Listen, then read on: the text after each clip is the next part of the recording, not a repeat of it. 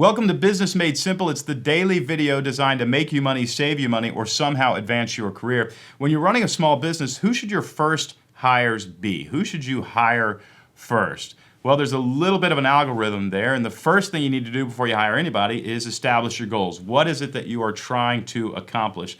And then within those goals, the second thing you want to do is you want to decide what you are good at as it relates to accomplishing those goals, and what you are not good at or what you don't like. So you want to actually, it's just a saying I use all the time, staff your liabilities, staff the things that you are weakness at.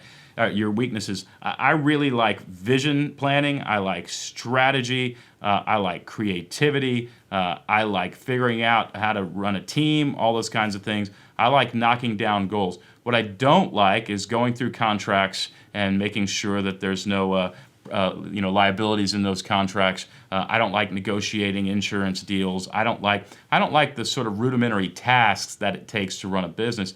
And so my first hire was a personal assistant, and that's probably going to be yours too. That optimizes your time.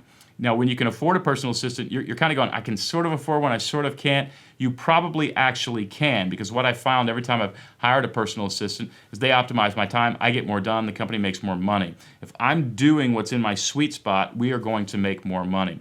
After that, the second tier of hiring would be to replace freelancers. So whoever contractors that you're using to design websites, to outsource sales or whatever it is, whoever that you're contracting to do things, you will save money when you bring them in-house. And at that point, you're starting to manage people. So you're going to want to know how to manage people. But if you can replace your contractors, they sometimes get exponentially more work done as long as the business is there. That grows the business even further. So the first thing is you want to get a personal assistant, and then you actually want to replace contractors with full-time help. The third thing is, once you grow, and this is probably about the $3 to $5 million stage, you want to hire somebody that I just called the chief of staff. And the chief of staff, you don't have to call them the chief of staff, but basically they think like you, they act like you, they can represent you in meetings. You are duplicating yourself once you get a chief of staff, and that person really needs to be sharp.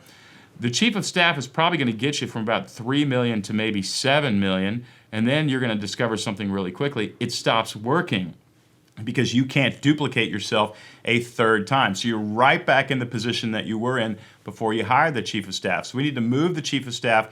They're different. They're wired like you, probably visionary, strategy person, creative. We need to move them into a position where they can keep making the company money. And then we're going to hire a COO, or somebody who acts like a COO, an operations director. This is a person who does not think like you. You are not duplicating yourself. They think in processes. And so they are turning different parts of the company into a series of processes so that it can scale. So I'll go back through it. Personal assistant optimizes your time. Contractors saves you a lot of money and hopefully grows the company even further when you can replace contractors or freelancers. And then you're going to scale up there. You want chief of staff to duplicate you. So now there's 2 of you out there. And then you might need to move the chief of staff to another position, and you're going to switch gears completely. You're going to hire a COO. The COO is going to frustrate you a little bit, or the operations director is going to frustrate you a little bit, because they're going to make you obey processes, and you need to listen to them if you want to scale this company.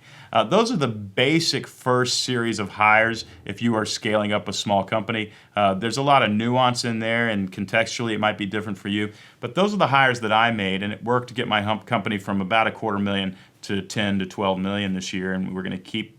Now we're in the really execution strategy and duplicating these processes so that we can scale the company even further. I would encourage you to get a personal assistant. The other thing is, I would also encourage you, make sure that personal assistant will help you personally. My personal assistant finds good dry cleaners in town who can come and pick up dry cleaning from my house. They schedule reservations for date night for me and Betsy.